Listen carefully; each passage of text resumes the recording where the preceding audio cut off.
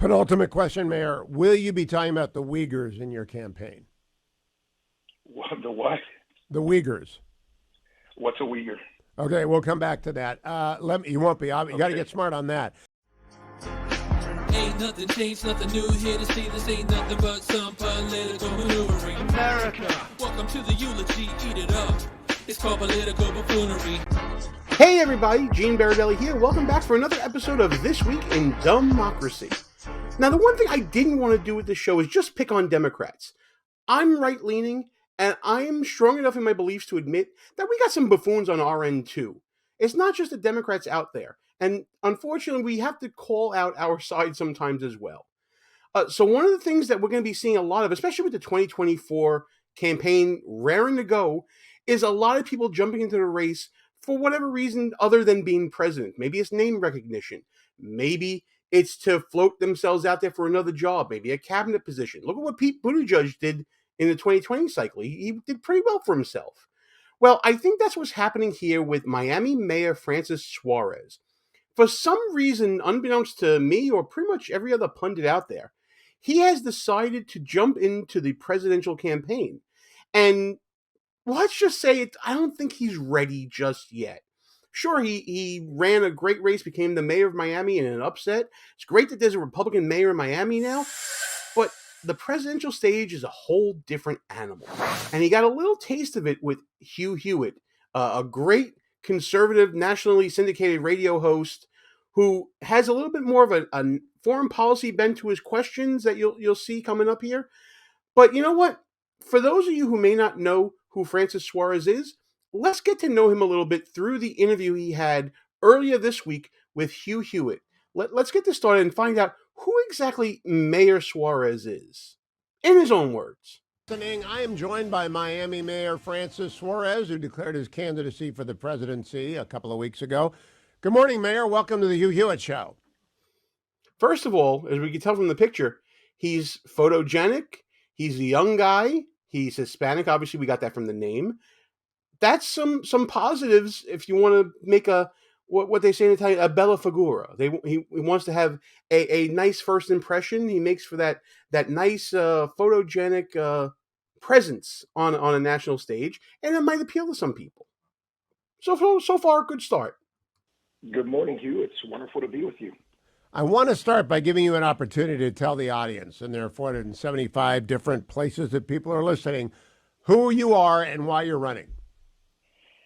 Well, I'm the son of two Cuban exiles, Xavier and Rita, who came to this country at 12 and 7 because a leader in their country tried to convince its people, give me all your property, give me all your businesses, and don't worry, we'll make everybody equal. And they did. He made everybody equally poor and equally miserable. And so my parents came to this country, like many others, seeking opportunity. And I'm the oldest of their 4 children. I was born in this country, raised in this country, educated in this country. I'm the first Miami-born mayor, and I was also the president of the U.S. Conference of Mayors. And I'm running for president because I fundamentally believe in this country, in the opportunities that it's given me.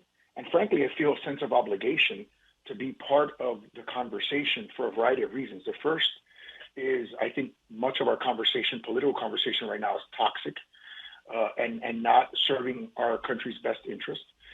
I believe that I am uniquely qualified to be the president to tackle some of the big issues of our country, which I'm sure we're going to discuss. And before we get to that discussion, pretty good first impression. He sets up his story. You know, the classic immigrant story that Americans love to hear. We were all immigrants at one point, our families. I know my family is second generation born here on one side, third generation on the other, something like that. But, you know, we all have that story of our family coming to America in search of a better life, and the next generation finds that better life, and he certainly has his successes. He won an election to become mayor of Miami.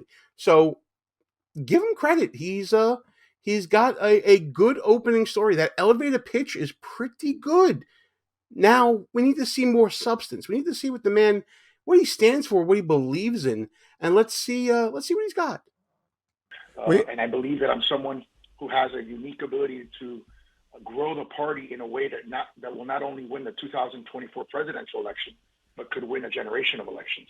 Our cities have gone completely blue. When I became mayor of Miami the year before, in 2016, the president lost to Hillary Clinton, Dade County, by 30 points. So he's already setting up a dichotomy between himself and former President Trump. For those of you who may not know, he was not a Trump supporter as he ran for the mayor of Miami, and it ended up helping him out. So he's going to stick with that story. I've been reelected since then by 80%. I was elected by 85%. And in the midterm last year, we won Dade County Republicans by 10 points. So that's a 40-point swing. So I have the ability to change and create new voters from cities. And then being the first Hispanic Republican president in the history of the country allows me to also grow the party with Hispanics, which is 20% of the country. If we want to win presidential elections, not by 40,000 votes or 70,000 votes, but by large margins for a long period of time, we need someone who can communicate a vision that is representative of the best aspirations of this country.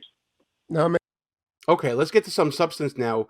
Hugh's going to put him to the test with some questions. Let's see what goes on here. Mayor, this show tilts heavy on the national security issues. So first question, if you were president and Xi Jinping and the CCP launch a cross-strait invasion of Taiwan, would you order our submarines to sink those ships? Yes. Talking to Whoa, quick answer, quick direct answer.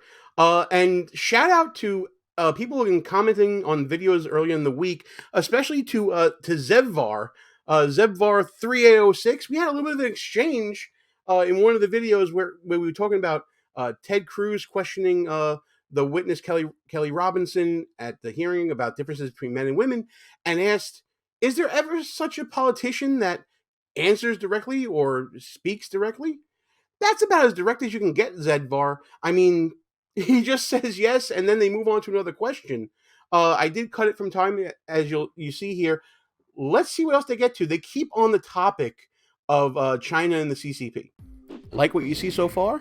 Go ahead and smash that thumbs up button. Also, leave us a comment and tell us what you're thinking. And don't forget to subscribe so you never miss another show. Miami Mayor Francis Suarez, who is running for president. Mr. Mayor, a couple more questions on national security. Sure. What did you make of Secretary Blinken's trip to China last week? I think it was disgraceful. I think, what our country is doing under the current president is projecting weakness, beginning with the disastrous withdrawal from Afghanistan, which I think is part of the impetus for Putin making his calculation to invade Ukraine. I think if you are Xi Jinping or Vladimir Putin and you're getting older and you have opportunities or windows to fulfill your territorial ambitions, it doesn't get any better than having a president like Joe Biden. I think, Blinken and the administration is Obama's B team, and they're intellectuals and academics who have very little, if any, practical understanding of the real world. Penultimate. Okay, so we're going to get to the juicy part now. But you see what he's trying to set up. He's trying to set up that Biden's the B team for Obama. Biden's old. The CCP leadership as Xi Jinping, and I can't pronounce his name. I wish I could do a better job of that, but maybe next video. The Chinese leadership is getting old. They want to secure their legacy. Biden wants to secure his legacy. He's setting himself up as the young, fresh A-team guy now that's going to really be tough on China, unlike Biden. So he's doing well with rhetoric, but Hugh Hewitt is not someone who just deals in platitudes. He will ask some pretty direct questions, and this one trips up Suarez big time. Question, Mayor. Will you be talking about the Uyghurs in your campaign? The what? The Uyghurs. What's a Uyghur? Okay, we'll come back to that. You want? Okay, wow. Okay, I'm going to let Hugh finish. I cut it off a little too quickly there. Hugh hits a little zinger here. You got to get smart on that. You got to get smart on that. This is kind of a big deal. If you want to be president, you're going to have questions coming at you about international crises, human rights violations, and what's happening to the Uyghurs in the Xinjiang region of China. it's human rights violations on steroids. We're seeing people being tortured, all kinds of human rights atrocities in this region. And for someone who wants to be the leader of the free world to not know that, and this is one of your first moments stepping out into the national spotlight, kind of bad. Not gonna lie. Again, this is sort of that idea of the supercilious buffoon that I talk about in my book, Schnooks, Crooks, Lies, and Scoundrels: A Field Guide to Political Buffoonery. This might be a situation where Francis Suarez, and I'm getting the book out to show you guys. I do this every video. Pick up a copy at Amazon or wherever fine books are sold, Barnes and Nobles, places like that. This is what I like to call the supercilious buffoon, the BS buffoon. They sort of overestimate their own abilities, and they have a lot of shortcomings.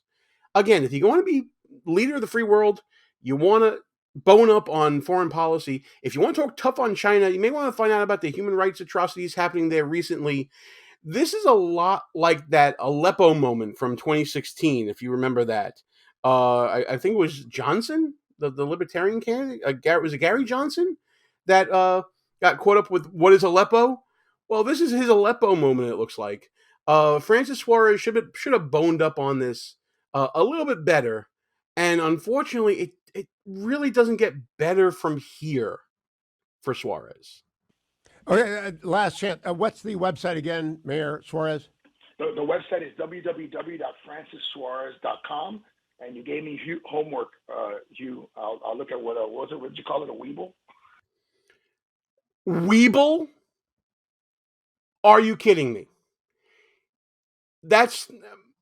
I'm sure some people are going to be offended out there. I'm not offended. I'm just bemused by this Mayor Suarez. Really? You I don't know if you're trying to make light of the situation or if that's what you actually heard. Maybe I can understand if you haven't heard of the Uyghurs, but then to not be listening to what was said. Wow. That's just over the top buffoonery from someone who wants to be, you want to be my latex salesman? You want to be president of the United States? And this is what you do? Come on. The Uyghurs. You really need to know about the Uyghurs, Mayor. You got to talk about it every day. I will search Uyghurs. I'm a good learner. I'm a fast learner. All right. Thank you, Mayor. Keep coming back. I appreciate the time this morning. All right, so that's pretty much it for the video. I do have my phone in front of me here because there were some blowback and some aftermath from this. So after the show, Suarez tweeted out, "Of course, I am well aware of the suffering of the Uyghurs in China. They are being enslaved because of their faith. China has a deplorable record on human rights, and all people of faith suffer there." Nice try at a recovery, but in the moment, you flopped. Sorry, it just didn't work. That doesn't work for me, dog. Hewitt also tweeted out that Suarez, quote, "was pretty good for a first conversation on air about national security, except for the huge blind spot on the Uyghurs. What's a Uyghur is not where I expect people running for president to say when asked about an ongoing genocide in China." Yeah, that about sums it up. Again, folks, the whole point of my book, and I'm going to do it again, Schnooks, Crooks, Liars, and Scoundrels, a field guide to identifying political buffoons, is what you need to look at to spot a buffoon before they get into office, or in this case, higher office. I don't know what kind of mayor Francis Suarez is. There's some criticism out there about him being a crypto bro or whatever it is out there. I'm not living in Miami. It's not my job to judge his performance. That's for his own voters to decide. But in all honesty, my friend, my guy, if you want to step into the bright spotlight of the national stage, do your homework. Do the work. Put in the work. You may not think you're going to get a question about the Uyghurs. Maybe you should expect it. You never expect the Spanish Inquisition. I forget what movie that's from. But expect the unexpected. Be prepared. Bone up. Gather people around you who know these topics, who can help you with these topics. That's really all there is to it. Listen, Suarez is not the first pretender to run for national office to try to boost their exposure, maybe get some clout, maybe get a soundbite here or there to help him out, maybe with re-election in Miami, maybe to help him get a cabinet position. But it's pretty buffoonish to go on a show where national security and foreign policy is going to be a focus and then not know about foreign policy. That's buffoonish. Listen, just before we end the show, thank you to everybody who've been watching the videos, who've been commenting, who've been sharing, who've been liking it. The response has been really overwhelming. There's lots of comments coming out. I love the conversations we're having. Feel free to comment at me. I want to know what you think about Francis Suarez. Was it a question that he should have expected? Or do you want to give him a pass? How do you feel about it? Let me know in the comments. Let's keep this conversation going. Remember, buffoons are not just Democrats. Buffoonery is a bipartisan concern, which is why we'll be discussing it so much more this week in DUMBmocracy.